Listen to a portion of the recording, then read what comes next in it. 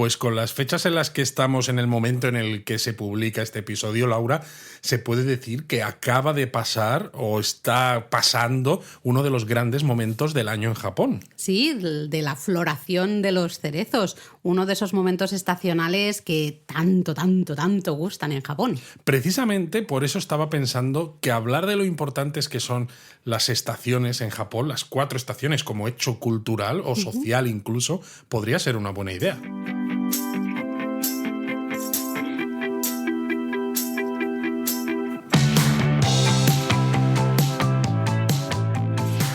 Bienvenidos a Japonesamente. Un podcast sobre cultura japonesa de Lexus producido por Japonismo. Pues sí, me parece una buena idea, Luis, la verdad. Porque es verdad que hablamos de las 4 estaciones ya aquí en el podcast, pero lo hicimos pensando un poco en el clima, ¿no? En cuándo viajar a Japón, si viajas a Japón en verano, si hace calor, si llueve, si hace frío, ¿no? Y en cambio, yo creo que hoy podemos centrarnos un poco en la parte del hecho cultural, ¿no? De las 4 estaciones. Sobre todo porque los japonistas ya expertos ya saben qué ropa se tienen que poner y qué temperatura hace, ¿no? Bueno, eso lo dirás tú, porque recibimos un montón de mensajes, un montón de correos en los que nos preguntáis ¿qué ropa llevo? Voy a viajar en junio, voy a viajar Laura, en febrero. Esos son los japonistas de iniciación. Los japonistas expertos ya se lo saben y entonces, claro, yo creo que toca hablar de esa parte social y cultural de las estaciones. Además, no sé si a ti te ha pasado, pero yo la primera vez que conocí japoneses, o no sé si fue, creo que fue en Japón, estando ya en Japón hace 23 años, recuerdo que de hecho un par de personas diferentes me comentaron, ¿no? Dijeron, es que en Japón hay 4 estaciones. Toma ahí en todos los puntos también. Sí, claro, y yo me quedé un poco en plan de, pues enhorabuena a los premiados, en España también hay 4 estaciones. Como que no entendía muy bien a qué estaba haciendo referencia. Es verdad que hay países tropicales, por ejemplo, ¿no? Incluso en España, Canarias, que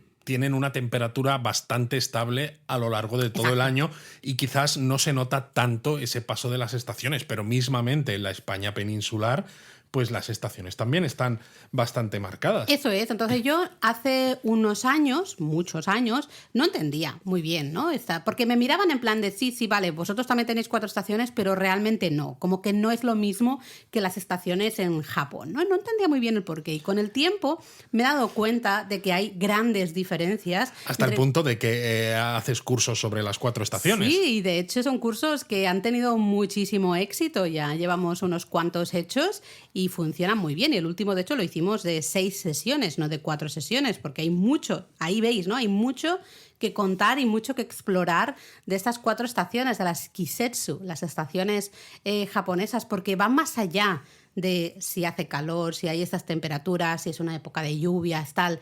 Es algo muy cultural, que forma parte del día a día de los japoneses. Bueno, claro, porque además está todo muy relacionado y los eventos naturales y sociales en Japón en muchos casos se entienden bien cuando los pones en el contexto de esas estaciones del año. Es cuando realmente entiendes por qué se hacen ciertas cosas. Sí, es curioso porque yo muchas veces veo, ¿no?, esa conexión de la vida japonesa con el paso de las estaciones, con las 4 estaciones, quizá por el origen agrícola de la sociedad. Y luego también a veces me detengo a pensar y digo, bueno, la gran mayoría de sociedades son agrícolas, ¿no? De origen agrícola, pero Japón ha sabido mantener esa conexión.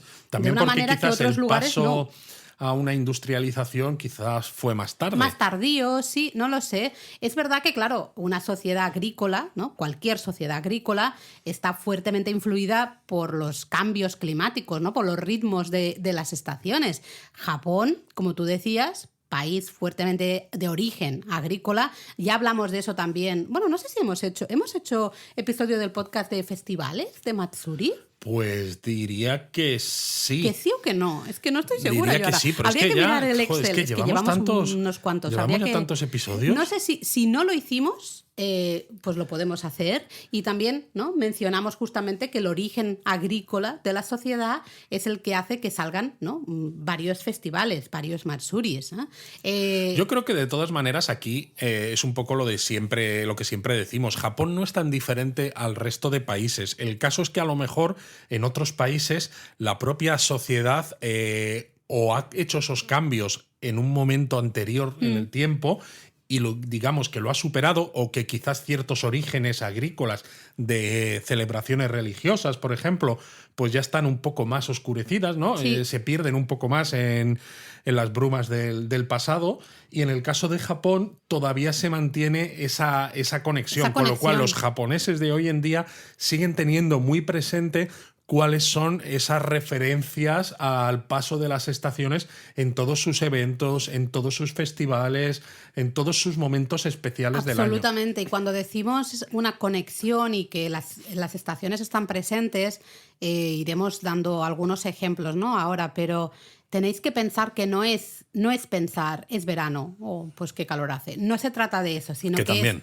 Que también, evidentemente, pero es un montón de cosas que suceden en ciertos momentos y que permean la sociedad japonesa. Realmente tienen una influencia brutal, ¿no? Absoluta en el día a día, en la vida diaria del japonés actual, ¿no? de la sociedad actual. Pero claro, esto no es algo que viene de ahora, de todas maneras. No, porque claro. En la corte del periodo Heian, que estamos hablando finales del siglo VIII, ya se observaban las 4 estaciones en la poesía que escribía la nobleza. Bueno, tenemos esas estampas maravillosas de, por ejemplo, el Genji Monogatari, el propio Genji Monogatari, esa preciosa novela en la que Primera novela de la historia. Sí, al menos en el formato, digamos, o cómo se entienden las novelas en la actualidad, ¿no? Pero ya ahí podemos ver que los japoneses comenzaron a desarrollar lo que ellos consideran una sensibilidad especial, casi a veces quizá extrema, y especialmente empezaron a tratar los temas de la transitoriedad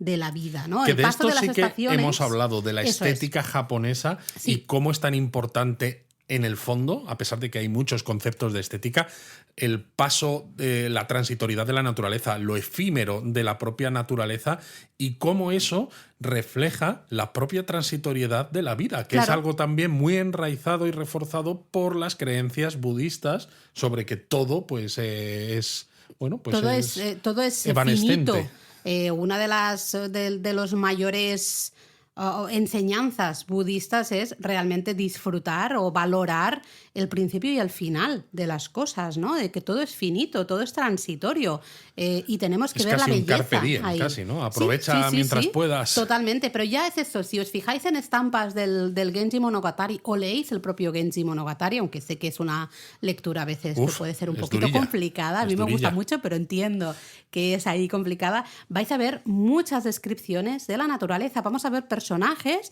que se pasan el día en esos jardines de la corte observando el ir, ¿no? el paso del tiempo.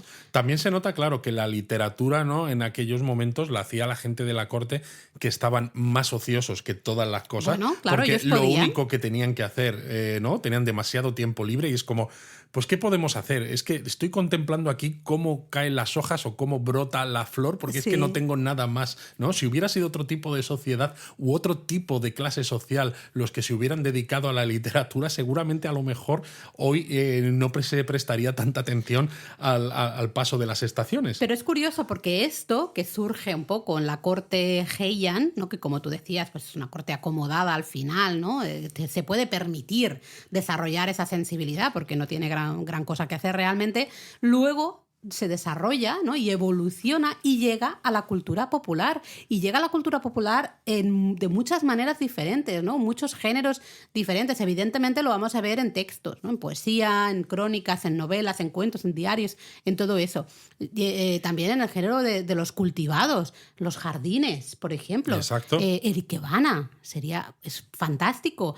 En materiales, fijémonos en los kimonos japoneses, qué estampados tienen, en los biombos, los famosos biombos japoneses, luego todo el tema del género performativo, los teatros, los festivales. ¿Qué gafapasta te ha quedado eso del género performativo? Bueno, pero para englobar, ¿no? Un poco todo esto. No, me parece muy bien. Ya que estamos hablando en plan serio. Claro, hombre, el género gastronómico. Tenemos la ceremonia del té. Ciertos rituales de comida, Totalmente. ¿no? Al final yo creo que se puede decir que las 4 estaciones en Japón se convirtieron, y lo siguen siendo, en una construcción cultural, además de un reflejo de un mundo físico que existe, ¿no? Y al final es eso, observar la naturaleza marca el ritmo de vida de los japoneses. y en cierto modo ejemplifica el concepto de tiempo que hay en Japón. Para mí sí, absolutamente, porque yo creo que en Occidente, de manera general estamos hablando, pero entendemos el tiempo como un hecho lineal, ¿no? Vamos del pasado al presente al futuro, es una línea, ¿no? De alguna manera. En cambio, en Japón hay una noción cíclica del tiempo. Bueno, el tiempo siempre es una rueda. Totalmente. Que todo entran, ¿no? Ahora los cerezos, florecen los cerezos. Eso también es muy budista, lo de la rueda. Claro, evidentemente, ¿no? Se caen los pétalos de los cerezos y ¡pum! Pasará otra cosa hasta el año que viene, en marzo, que volverán a salir los cerezos, etcétera, etcétera. Eso no significa que en Occidente no tengamos en cuenta el paso cíclico de las estaciones, evidentemente, ¿no? Pero quizás es lo que tú dices, que la principal concepción es eso, que el tiempo es una línea que solo va hacia adelante y entonces tú vas avanzando, ¿no? Mientras que Japón, quizá por esa influencia budista, se mira más no tanto la linealidad, sino la ciclicidad, si existe esa palabra. Te encanta inventarte palabras, Luis. Pero totalmente. De hecho, yo creo que las 4 estaciones son una manera de visualizar el orden y la armonía, de alguna manera, del universo. Pensemos en los conceptos de yin y yang, por ejemplo, ¿no? Al final, el cambio estacional se puede entender como ese paso del yin. Vamos a poner que el yin es el invierno, por ejemplo, ¿no? Es el frío.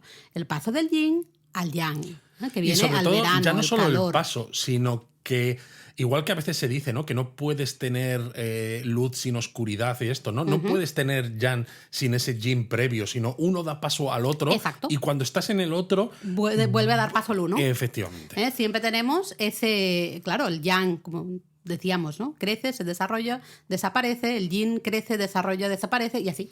Pero desaparece y eso no significa que ya desaparezca para siempre, no, sino que vuelves otra vez a lo del Eso principio. Es, y es muy curioso esto, ¿no? De todas maneras, aquí nos estamos poniendo ahora como muy intensitos. Muy filosóficos. Estamos súper intensitos. Bueno, yo llevo gafas de pasta. Yo de también. Hecho. ¿Ves? Yo también. Sé que se nota. Con estas creencias, esto al final es filosofía china antigua, ¿no? Pero también es importante destacar el papel de la naturaleza como objeto de entretenimiento comunitario. Especialmente esto fue a partir del periodo Edo. En el periodo Edo se popularizó la naturaleza a todas las clases, ¿no? Decíamos, claro, en la corte Heian al inicio, pues es evidente, la corte Heian que vive de una manera acomodada, pues es lógico que puedan estar por ahí pululando, ¿no? Paseando por esos jardines. Ay, mira la flor, como el pétalo que se cae. Tin, tirin, tirin, tirin, oh, se posa en las aguas de este río. Pero luego, luego vinieron época de primeros shogunatos, samuráis, época de guerras, unificaciones de Japón. ¿Y qué pasa? Pues que una vez llega el periodo Edo, que hay una paz, que encima los comerciantes y toda la gente, digamos, de clases más bajas empiezan a tener mucho dinero, pero precisamente porque son de clases bajas no pueden hacer una muestra ¿no? muy ostentosa de todo ese dinero, porque entonces supondría que se situarían por encima de los samuráis y eso no está bien visto. Entonces, pues puedes dedicar, ¿no? todo ese tiempo y todo ese dinero pues a viajar y a ver ese paso de las estaciones o esos lugares que son especiales en ciertos momentos del año, que es un poco también por lo que ciertos ukiyo-e y todo esto empiezan a tener mucho tirón en esa época. Y es algo que se mantiene hasta hoy.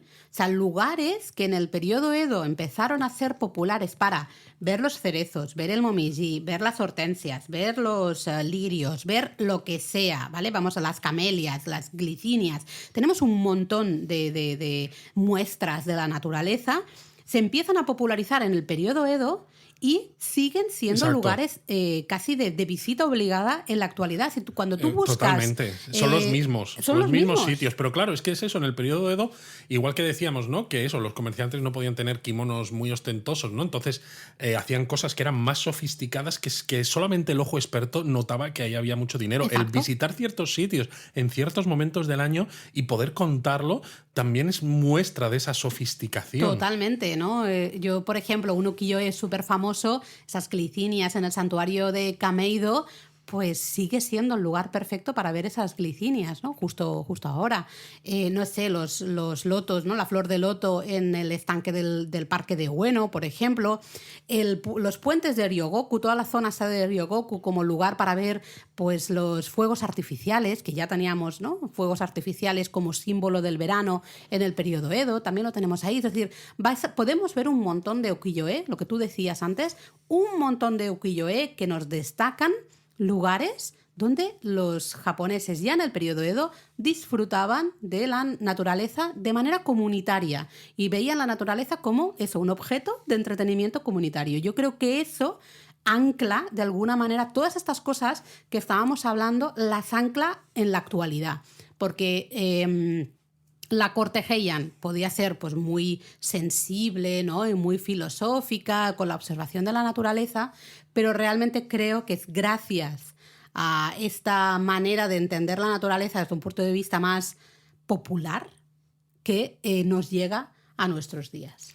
Exacto, y también quizás llega de esta manera por lo que decíamos, porque tenía que haber un entretenimiento para ese claro, pueblo llano, por así decirlo, ¿no? Entonces, ¿qué manera más fácil que supuestamente no muestras que tú tienes mucho dinero que el hacer este tipo de cosas que son, pues bueno, es que es la naturaleza, ¿no? No estás... Tú vas a ver, claro, vas a ver esas flores o esas hojas o esas plantas y luego, es que el tema es que luego te llevas todas esas imágenes, claro, las vamos a ver plasmadas en muchos objetos que nosotros, al menos en Occidente, se consideran arte, ¿no? Ya, pero eran en su época, periodo Edo, cajitas. Exacto, cosas de uso cotidiano, sí, al final. Sí, nada, que tenían, pues eso, los mercaderes, y vamos a ver muchos estampados que hacen relación, ¿no? Están relacionados justamente con esas imágenes de la naturaleza, ¿no? Por eso digo que claro, me parece que este momento es un momento clave para que mantengamos todavía hoy esa conexión con la naturaleza. De hecho, podríamos hablar un poco, ¿no?, del efecto o de la presencia en la vida y cultura japonesa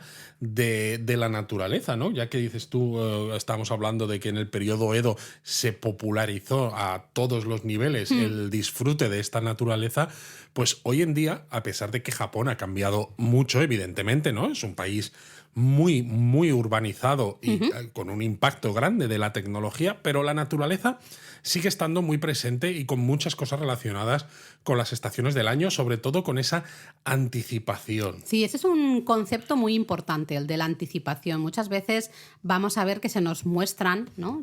Se usa la naturaleza, pero no tanto para hablar del momento actual en el que estamos, sino para mostrar esas ganas de que llegue algo que está a punto de llegar, pero que todavía no ha llegado, ¿no? Especialmente, por ejemplo, pues en febrero o en enero podemos ver cosas relacionadas con los cerezos en flor.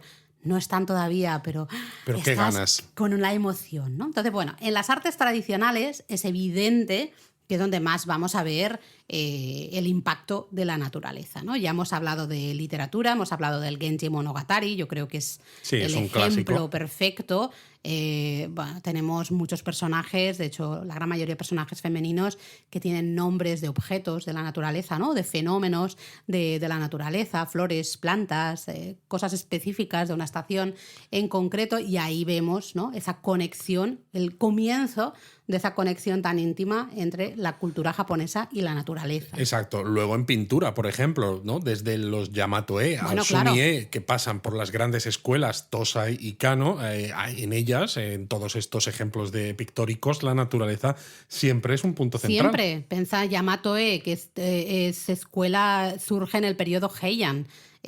Al Sumi-e, que es esa pintura en tinta china, ¿no? Que tiene influencias chinas, pero van a ser paisajes siempre, paisajes de montaña, la gran mayoría, son paisajes naturales. La escuela Tosa, la escuela Kano la vais a ver fácilmente con esos dorados, ¿no? Esos biombos y esas puertas correderas, todas doradas, pero es que el objeto, ¿no?, digamos, es la naturaleza, ¿no? Es el punto central. Maravilloso. Luego el Ikebana, Luis, el Ikebana, control absoluto de qué flores, qué hierbas, ¿no?, qué plantas están o a punto de florecer o justo en su momento. Tenemos miles de ikebanas. Aquí, claro, aquí se podría hablar un poco, ¿no? Lo que hacemos a veces nosotros también de hacer cierta crítica, ¿no? Pues con el ikebana, que a veces es muy estricto con las formas, con las flores o las plantas, pero claro, precisamente tienes que ser también muy consciente de cuáles son las plantas y las flores que están en el momento óptimo o cuáles son las que van a estar, por lo cual, claro, no vale cualquier cosa, ¿no? No puedes decir tú, pues voy a hacer ikebana y simplemente con colocar las cosas de manera bonita ya basta, ¿no? Porque el ikebana no es solo colocación, es también precisamente ese foco en la estación, en el momento de la naturaleza del año. Bueno, es una reproducción de la esencia de la naturaleza de ese momento, ¿no? Al final. Y si tenemos en cuenta de que para las tradiciones japonesas hay 72 estaciones, porque esto no lo hemos comentado al inicio, pero realmente... claro, tenemos 4 estaciones, sí. Ok, pero es que luego se van dividiendo, hay como mini divisiones en cada una de estas 4 estaciones, consiguiendo al final 72 estaciones. Es decir, lo que nos fijamos mucho es en el comienzo de la estación, en el momento central de la estación, en el final de la estación, con lo cual el ikebana no me vale decir un ikebana de verano, por ejemplo, ya está. No, exacto, te tienes que fijar en cada subdivisión precisa, ¿no? Entonces es complicado. Luego tendríamos, por ejemplo, la ceremonia del té, que la hemos mencionado hace un rato, ¿no? Pero es otro de estas artes tradicionales que conecta con la naturaleza de una forma también muy notoria, pues por los dulces que se colocan. Los dulces wagashis, evidentemente, sí señor. Por el tokonoma, ¿no? Altar que hay en las salas donde se hace la ceremonia del té, que puede tener eso, ikebana, arreglo floral, puede tener pintura, poesía escrita con caligrafía japonesa, cosas diferentes. Que se va cambiando. Pero que se va cambiando, exacto. Que no os penséis que cuando vais a una ceremonia del té y veis ese tokonoma, lo que hay ahí siempre está ahí. Si vais, aunque sea 2 semanas después, por eso, porque se tienen en cuenta estas 72 estaciones, vais a encontrar cosas diferentes. Totalmente, totalmente. Luego tenemos todos los utensilios que usamos, ¿no? Son de aspecto natural, ya sea las cerámicas, pero luego evidentemente vamos a tener. Pero bueno, mucho de esto bambú. sí que hicimos un episodio, así ¿verdad? que os emplazamos a escuchar el episodio del podcast de la ceremonia del té para que tengáis más detalles. Ahí está. Luego también poesías, ¿no? También parte de esta un poco artes tradicionales. Y si hablamos de poesías, bueno, tenemos las antiguas poesías waka, que ya se inspiraban en la naturaleza, usaban la naturaleza como metáfora realmente para describir emociones, ¿no? Por ejemplo, se habla mucho, hay un término que es el samidare, que es esa lluvia de comienzos del verano. Esto gusta a todos aquellos que dicen, es que el japonés tiene palabras para definir conceptos muy estéticos. Dios mío, sí, que ahora ya te sacan un libro para todo. Exacto, tenemos que sacar un libro del samidare, Laura. Creo que de esto no lo he visto todavía. Pues eso, el samidare es una llovizna de comienzos de verano, ¿no? Pues se asocia en poesía ya desde eso, el siglo VIII-IX, a la melancolía, ¿no? Y de hecho el rocío también del otoño se asocia a las lágrimas, también como a la tristeza. Claro, pero tú has hablado de la poesía waka, pero yo creo que casi todos los japonistas que nos están escuchando estarán pensando en el haiku. Sí, totalmente. El haiku, por norma general, normalmente la gran mayoría de haikus describen, de alguna manera, plasman fenómenos naturales y especialmente el paso del tiempo y como hacen fotografías de estampas, ¿no? De la vida. De momentos muy concretos y muy perecederos, porque es eso, es algo que ha ocurrido ahora y es cierto cuando tú estás dentro de ese haiku. En el momento en el que, digamos, pasa un microsegundo, ¿no? Eso ya deja de ser porque ya es pasado, ya es otro momento. No sabes nada más de esa estampa, ¿no? Tú ves, te están describiendo una estampa, no sabes qué hay antes, qué hay después, qué hay arriba, qué hay abajo. Exacto. Tú ves esa fotografía al final, y ya está, ¿no? El haiku es también una muestra de la estética japonesa, porque el autor muestra en él, ¿no?, la sensibilidad, esa capacidad de sorprenderse, de conmoverse por esas estampas, esa naturaleza, de sentir melancolía o cierta tristeza, incluso el aguare, ¿no?, del que hablábamos en el episodio de la estética, al ver cómo pasan las estaciones del año y se sucede el tiempo. Total. la naturaleza es tan importante en los haikus que siempre o casi siempre vamos a encontrar un tema estacional, que es el llamado kidai, y especialmente una palabra que se llama Esto kigo. es súper importante. Ki es estación de, ¿no? Las estaciones del año, y go es palabra, es decir, palabra de estacional, palabra de la estación. Una palabra que hace siempre referencia, puede ser implícita o explícita. A veces es muy claro, a veces pues no es tan claro. Lo Y tienes es que saber curioso, a una estación del año. porque el haiku es muy corto, ya sabéis, es 5-7-5. Entonces, el hecho de que decíamos es una fotografía de un momento muy concreto que no sabemos qué hay alrededor, pero con esa palabra estacional, el kigo no, puede ser, por ejemplo, ruiseñor, que nos traslada a la primavera. El lector avezado que conoce un poco o que tiene esa sensibilidad también de las estaciones y del paso del tiempo cíclico en Japón, leyendo ese haiku, es verdad que sigue sin saber muchas de las cosas que hay alrededor, pero ya sitúa en un momento concreto del año, de ese paso de las estaciones, ese haiku que está leyendo. Y eso es importante porque, en cierto modo, te conecta con el propio autor del haiku. Y comprendes mejor la estampa, porque cuando lees un haiku, no sé si os pasa a vosotros, nos tenéis que dejar en los comentarios, pero cuando lees un haiku, cierras los ojos y ves esa estampa, ¿no? Claro, Estás viendo porque esa imagen. tú conoces que esa kigo, esa palabra estacional, hace referencia a eso, a un momento muy concreto. A eso me refería. Entonces, aunque tú no sepas qué hay alrededor, tú ya te imaginas todo lo que en tu cabeza está relacionado con esos objetos que salen en el haiku. Iba a decir algo un poco diferente, ¿no? Me refería a que si no sabes esas kigo, puede ser que la iluminación de esa estampa no sea, ¿no?, la que tenía el autor en mente. Evidentemente, no es lo mismo la luz, por ejemplo, de verano que la luz de otoño, por decirte pues eso algo, es lo que yo estaba diciendo. Entonces, es interesantísimo echar un vistazo a las kigo para, si queréis leer haiku, para poder disfrutar del haiku en todo su esplendor, ¿no? Y lo curioso es que hay kigo modernas también. De hecho, por ejemplo, hay kigos como cerveza o camping o hasta quemadura, ¿no?, por el sol, que son así, claro, son kigo claramente del verano, ¿no? Y otras que a lo mejor pues han caído en desuso, o mucha gente, hasta los propios japoneses, a lo mejor no son tan conscientes, ¿no?, de que son kigo de una estación concreta, como pues a lo mejor el canto de ese ruiseñor, ¿no?, el canto del uguizu, que es el canto que anuncia la llegada a la primavera. Pues hay gente que a lo mejor vive en ciertas ciudades que no ha oído nunca ese canto de ese pequeño ruiseñor, del uguizu, pero sí que hay, ¿no? Tenemos que como que aprender qué es eso, que ese canto, si os sale en un haiku el uguizu que canta, es eso, ¿no?, la llegada de la primavera. O las campanillas, pues el asasagao del verano, la luna llena del otoño.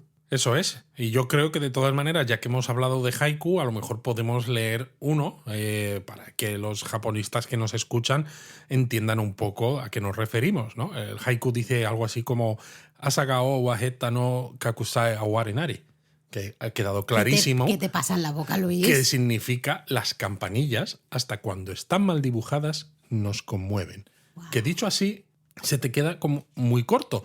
Pero claro, la palabra campanilla es la kigo, la palabra estacional. Y eso ya lo asocia, cuando conoces un poco esto, evidentemente, lo asocia en tu mente con un montón de imágenes más que suelen ser comunes cuando las campanillas están en flor. Entonces, claro, tú en tu imaginación ya estás haciendo esa estampa, ¿no? La estás haciendo mucho más grande, a pesar de que el haiku tan cortito no te cuenta nada más de lo que hay alrededor, ¿no? Y eso es lo maravilloso también a veces del haiku y de esta estética japonesa.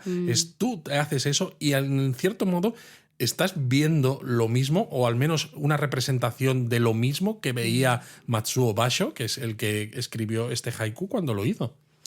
Absolutamente de acuerdo. Y también como reflexión, que no entra aquí, pero muy breve, la dificultad de traducir justamente estos haikus, porque en muy pocas sílabas se da mucha información. Se plasma una estampa en muchos casos muy clara, que nos dice mucho, nos hace sentir mucho, ¿no? Lo complicado que es traducir haikus y de ahí que haya tantas traducciones diferentes, ¿no? A un mismo haiku. Pero bueno, que nos estamos poniendo intensitos otra vez, Luis. No sé qué pasa hoy, que estamos intensitos. Tendré que poner la gafa de montura metálica, hombre. Sí, ¿no? A ver, en la vida diaria también encontramos esa naturaleza, ¿no? Quizá, a ver, pienso en vida diaria y pienso en kimonos, aunque ya no son tan diarios. No es muy diario, ¿no? A ver, salvo que hables del mundo de las geishas, que sí que tienen un montón de kimonos, porque es parte de su, digamos, de su atuendo laboral, ¿no? Igual que un japonés tendrá muchos trajes oscuros y corbatas oscuras, si trabaja en empresa japonesa, sí. Una geisha tiene que tener muchos kimonos. Y claro, los kimonos y los obis, en el caso de las geishas, marcan las estaciones y el paso de las estaciones, ya ves. Pero de una manera justo lo que decíamos antes de ese sentido estético de las ganas de la anticipación.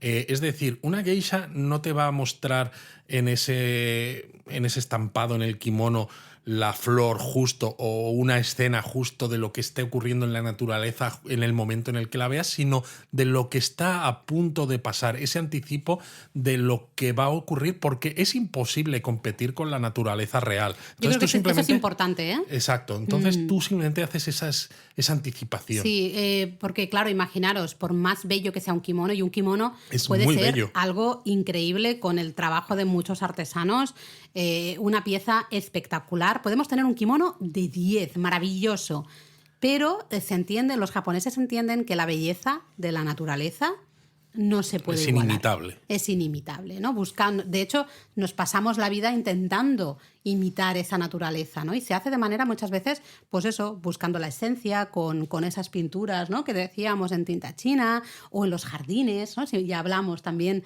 de jardines y de cómo se busca imitar la belleza de la naturaleza. Entonces, en los kimonos, claro, es una competición desigual, ¿no? Es imposible competir el pobre kimono con lo bonito que es.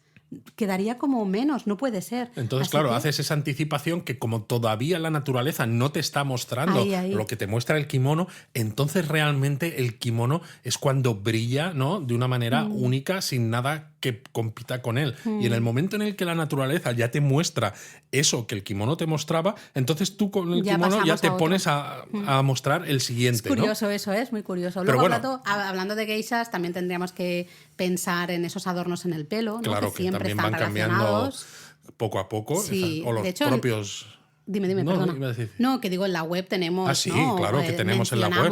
Los tipos de adornos en el pelo que hay mes a mes. Luego puede haber algunos específicos, especiales. Exacto, pero, con fotos que son un poco antiguas, pero son muy interesantes porque están hechas de cuando tú vivías por ahí y ibas visitando... Exacto, ibas visitando las tiendas especializadas en este tipo de adornos o hacías fotos a las geishas y maikos que llevaban esos adornos. Sí. Luego los bailes, ¿no? De geishas, que hablamos de geishas. Los bailes de primavera son una celebración de la primavera, de las flores de cerezo. O hasta los propios nombres de las mujeres, ¿no? Que en muchos casos pues hacen referencia a frutos, a flores, sí. Y hasta los nombres, ahora que pienso de ciertos colores en Japón, porque tenemos, por ejemplo, Momohiro, también. Que es el color melocotón, ¿no? Nosotros en español tenemos naranja, quizá, ¿no? Como nombre de color, nombre de fruto. A lo mejor sí que puede haber, ¿no? Porque es una especie de rosadito así... Sí, pero ¿cómo lo llama? Claro, no sé cuál es el nombre técnico, ¿no? Hay un Pantone, color... no sé quién, no sé cuántos. Claro, pero tenemos, por ejemplo, en japonés, pues el color Yamabuki-iro, que es un amarillo, porque hace referencia a una florecilla típica de la primavera, que es la Yamabuki. No sé, hay un montón ahí de cosillas también interesantes, ¿no? Pero bueno, has hablado tú antes de la ceremonia del té, claro. Y es verdad que ya hablamos de ello en el episodio de la ceremonia del té, pero a lo mejor deberíamos hablar, aunque fuera un poquitito, de los wagashi. Claro, porque los wagashi, los dulces tradicionales que acompañan al té matcha en una ceremonia del té, también muestran el paso de las estaciones y su relación con la naturaleza. Porque, por ejemplo, cuando acaba el verano, son muy populares los wagashi de castaña, que es un fruto típico del otoño que prácticamente no se sirve fuera de temporada. Cierto. que es algo que Japón sigue llevando muy a gala. Lo de las cosas que son de temporada se sirven en temporada y fuera de ellos te aguantas hasta que vuelva a ser la temporada en el siguiente ciclo. Absolutamente de acuerdo. Un dulce de castaña en primavera... Uy, perdón, que he dado un golpe. Un dulce de castaña en primavera está fuera de lugar. Absolutamente. Totalmente. O un dulce con forma de flor de cerezo en otoño. Está fuera de lugar. Totalmente. No nos lo vamos a encontrar, ¿no? Por Ahí ejemplo, si vemos es finales mucho. de invierno, los wakashi tienen a lo mejor flor de ciruelo. Bueno, la anticipación, ¿no? Es la anticipación, justo, ¿no? Porque es lo siguiente que está ya a punto viene. de llegar, ¿no? Sí. A comienzos del invierno tienes wakashi con forma de gallo por la festividad del Torinoichi. Cierto, es verdad. En otoño, pues a lo mejor luna llena o de conejito, ¿no? Por el tsukimi, la contemplación de la luna. El conejito que vive, ¿no? Supuestamente en la luna y que hace mochi, ¿eh? Ahí en la luna. Realmente es eso, ¿no? Los wagashi tradicionales vais a ver al final muchas de los conceptos, de las ideas de esos haiku, de las kigo que decíamos en los haiku, los vamos a ver también en los wagashi, ¿no? El ruiseñor o el cuco, ¿no? El uguizu, que decíamos que anuncia la llegada de la primavera, pues también lo vamos a ver en formato wagashi. Vais a ver, si veis un wagashi con forma de este pajarito, pues es eso, es un wagashi de inicio de primavera, ¿no? Todo eso estaba al final muy relacionado. Y hablando de comida, Luis. Hablando de comida, no podíamos no hablar de comida. Claro, vamos a hablar de comida porque evidentemente también tenemos muchos platos estacionales. Bueno, aquí es un poco lo mismo que decíamos con los wagashi. En Japón, pues algo que se está empezando a mover mucho, ¿no? En el resto del mundo también, ¿no? Ese respeto por el producto estacional, en parte porque es cuando está en su mejor momento, ¿no? Y consumir cosas que no estén en temporada, a lo mejor implica traerlos del otro hemisferio, que sí que están en temporada, pero claro, implica un transporte larguísimo, ¿no? Con todo lo que eso conlleva, ¿no? En estos tiempos de sostenibilidad y demás. Entonces, tener platos de comida que utilicen productos estacionales hace que la propia comida ya transmita una idea de paso de las estaciones y de temporalidad. De hecho, las estaciones son cruciales para entender un poco la relación entre los alimentos y la cultura japonesa. Es decir, está todo muy relacionado. Tú no puedes comer en Japón y no entender, o sea, no ser consciente de que eso es. La estacionalidad está en todas partes. Es Totalmente. que no sé cómo explicarlo, ¿no? Es como, por ejemplo, es en todo. cuando vas en invierno a Japón y ves los puestecillos de oden o ves el oden dentro de los propios konbini, las tiendas 24 horas. Sí. A lo mejor te gusta mucho el oden, pero no vas a encontrar en el konbini el puesto de oden fuera del invierno, porque no es eso, no es estacional, ¿no? Entonces, da lo mismo si te gusta o no, hay ciertas cosas que están relacionadas con las estaciones y que el hecho de que tú las veas también te transmite que estás dentro de esa estación, no sabes que estás en esa estación. Y creo que es valorar también de alguna manera lo que la naturaleza nos da en cada momento y decir, podríamos, ¿no? Justamente, como tú decías, pues traer cosas de fuera y comerlas fuera de temporada. Sí, pero entonces no estamos valorando realmente lo que nos da la naturaleza. La naturaleza tiene sus ritmos, sus tiempos. Vamos a trabajar junto a esos ritmos, a esos tiempos, y vamos a valorar para sacar el máximo provecho de... Buah, es que solo en estos meses, solo ahora tenemos este ingrediente en concreto, ¿no? Vamos a disfrutarlo al máximo, vamos a hacer un montón de elaboraciones con este ingrediente. La castaña, por ejemplo, es uno de esos ingredientes que a los japoneses les encanta. Les flipa. Y sin embargo, no, pues yo recuerdo que en un otoño, en una especie de un restaurantito a las afueras de Magome, comimos un arroz con castañas. Ay, qué rico, por que Dios. Estaba delicioso. Sí. Pero claro, ese lugar que estaba especializado en ese plato, cuando no es otoño, no lo sirven otras cosas. Otros platos de arroz, pero evidentemente no, el arroz con castañas, que estaba buenísimo. Mira, me está entrando hambre, así que cambiemos de tema, Luis. Bueno, pues vamos a hablar entonces de la casa japonesa, por ejemplo, que claro, al final, ¿no? Tú vives en una casa, entonces el paso de las estaciones también tiene mucha relación con el hogar. Total, la arquitectura, la decoración, hasta la propia disposición de la casa tradicional japonesa está todo en armonía con el mundo natural, con la naturaleza, ¿no? Por ejemplo, lo primero que me viene a la cabeza es ese jardín interior que podemos encontrar en la gran mayoría de casas tradicionales. Pienso, por ejemplo, en las machilla. Ahora que hemos vuelto de Japón y nos estuvimos alojados en una machilla que tenía ahí su jardincito, en nuestro caso era un jardín un poco comunitario, pero todas las ventanas daban en ese jardín. En muchas otras machilla tenemos esa salida. Puede ser un jardín hiper pequeñito, Sí, un jardín un pequeño espacio muy chiquitito, pero ya estamos abriendo la naturaleza adentro, ¿no? Le estamos invitando a la naturaleza a entrar a nuestras casas con justamente ese jardín pequeñito, ¿no? Exacto. Luego está el tokonoma, que mencionábamos también que hay en los lugares donde se hace la ceremonia del té, pero también en cierto tipo de casa tradicional japonesa, donde tienes ese pergamino, rollo colgado pues, con caligrafía o ciertas ofrendas, etcétera, que como decimos, no solo ocurre cuando estás en una sala tradicional haciendo ceremonia del té. Si realmente quieres tratarlo de una manera correcta, también refleja ese paso de las estaciones. Y claro, en este caso el tokonoma es la esencia de la naturaleza dentro de la casa, ¿no? Si tú no puedes tener, por ejemplo, un jardín interior, te vas a asegurar de tener un tokonoma, un espacio donde haya referencias de la naturaleza, referencias del momento actual en el que nos encontramos, ¿no? Ese ikebana que tú decías o los rollos. Es una manera eso de invitar esa naturaleza dentro, ¿no? de la casa. Y luego tenemos un montón de detallitos, aquí podríamos estar mucho rato, no se trata de esto, pero un montón de detallitos que hacen referencia también, ¿no? a las estaciones, como ese hogar, ese fuego en el suelo, el irori, por ejemplo, ¿no? Que se utiliza a veces para cocinar, pero que también es el que da calor a la casa. Es el corazón de la casa, ¿no? Las campanillas de viento, las furin del verano. Ese ruidito que hacen te indica claramente. Tú has dicho ruidito. Tiene que ser sonido, Luis. Es un ruidito que se te mete en el tímpano y quieres estampar la campanilla furin contra la pared más cercana, porque es muy mono ese ruidito los primeros 5 segundos. Al cabo de un rato es que no dejas de escuchar a la furin. Luis, pero es eso, es un sonido. Cuando lo oyes, ¿qué pasa?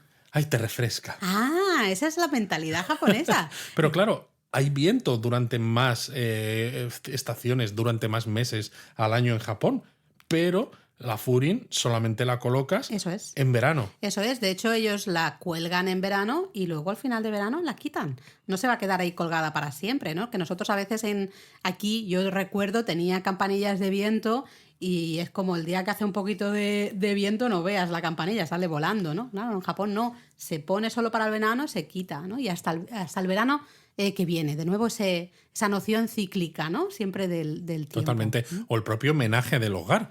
Porque cuando es verano, por ejemplo, se utilizan objetos de bambú, de porcelana, de cristal, que visualmente nos da una idea de frescura, ¿no? Es curioso. Mientras que en invierno, por ejemplo, se va a utilizar un tipo de cerámica con colores cálidos, más terrosos, etcétera, que también, ¿no? Ciertas maderas, ¿no? Transmite una sensación de agustismo y calidez. Agustismo, me encanta. Pero bueno, hemos hablado de aspectos de la casa, de comida, de los dulces japoneses. Yo creo que los festivales y los rituales japoneses, que es algo que nosotros siempre recomendamos, que ocurren durante todo el año y que decías tú al principio que tienen mucha relación con ese inicio agrario de la sociedad, pues aquí claramente las estaciones están pues muy presentes. Déjame hacer una cuña publicitaria, porque en mayo empezamos un curso, 4 sesiones, durante 4 semanas. Los miércoles por la tarde damos un curso a 100% online, gestionado por Academia Japonia, con quienes colaboramos dando clases, y vamos a tratar de los matsuri, vamos a hablar de los festivales japoneses, así que si os interesa, echad un vistazo a nuestra página de cursos, ahí vamos poniendo, ¿no? todas las cosas que hacemos. Si ponéis cursos japonismo en Google, pues llegáis a esa página y ahí tenéis los enlaces y todo, si a alguien le interesa apuntarse, ¿no? Pero totalmente de acuerdo. Al final, muchos matsuri están muy relacionados con el paso cíclico del tiempo, ¿no? Con las estaciones. Claro, realmente. Muchos, por ejemplo, tienen relación con el cultivo del arroz, que es el cultivo, digamos, más icónico de los japoneses, el más histórico para su sociedad, con el propio bienestar de la comunidad, porque una buena cosecha de arroz indicaba que la comunidad pues florecía.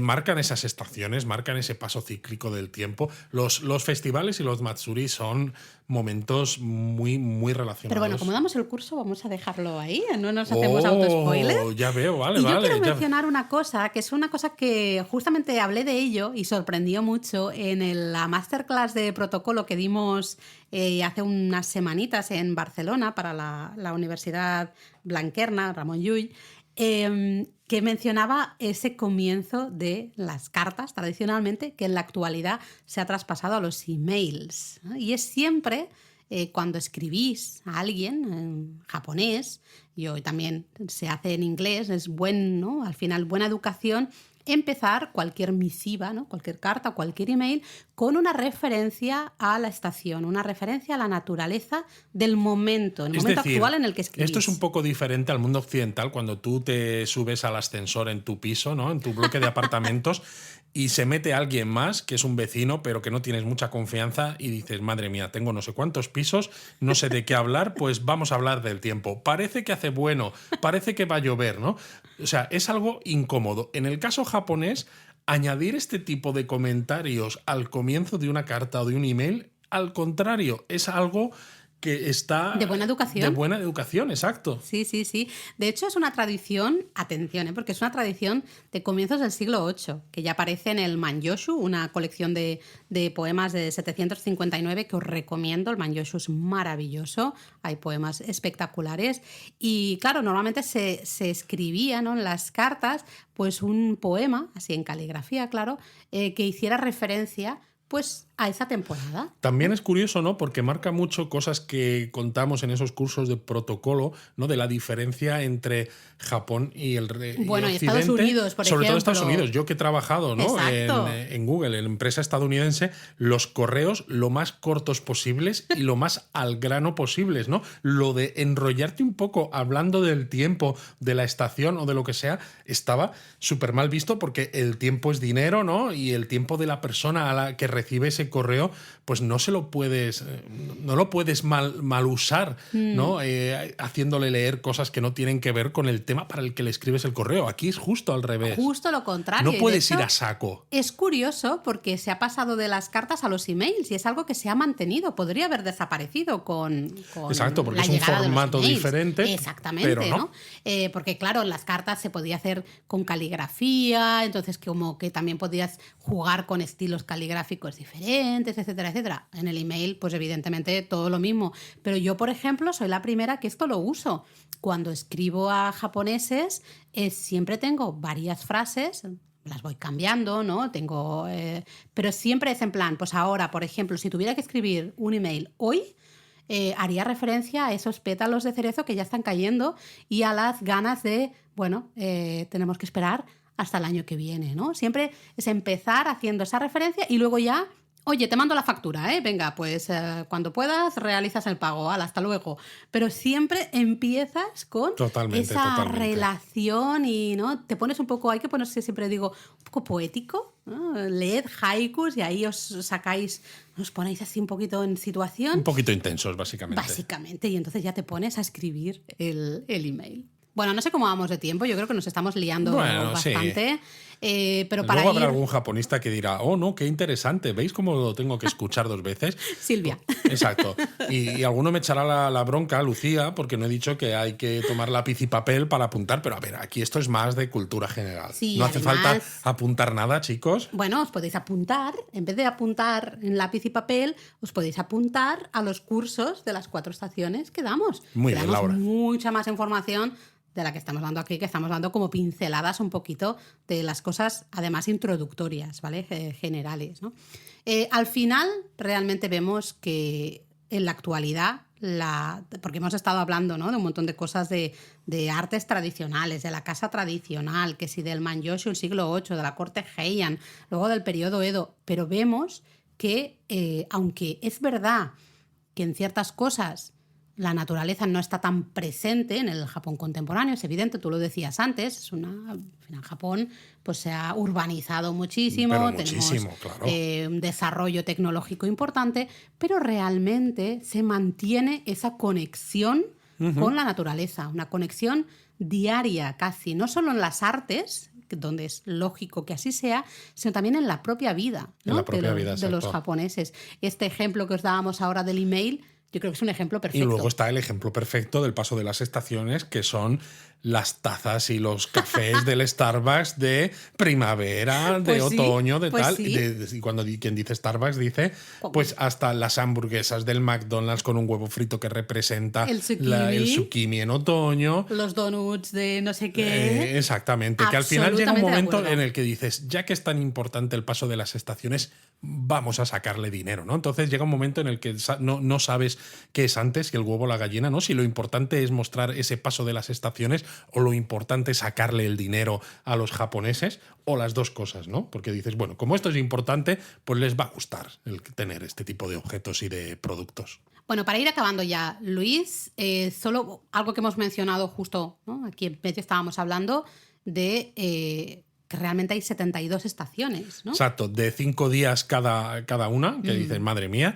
Y claro, también además hubo un problema en Japón, ¿no? Con todo esto del paso de las estaciones y demás, ¿no? Porque nosotros pensamos en 4 estaciones, primavera, verano, otoño, invierno, ¿no? Ellos tenían 72. También, claro, había un calendario lunar y cuando se cierto. implantó el calendario gregoriano hubo problemas con las celebraciones de festivales y rituales, porque depende de qué calendario utilices, ¿no? El unisolar o el solar, pues algunas ocurren, pues como pasa a veces con el Tanabata, ¿no? Pues puede ser en julio o en agosto y cosas así, ¿no?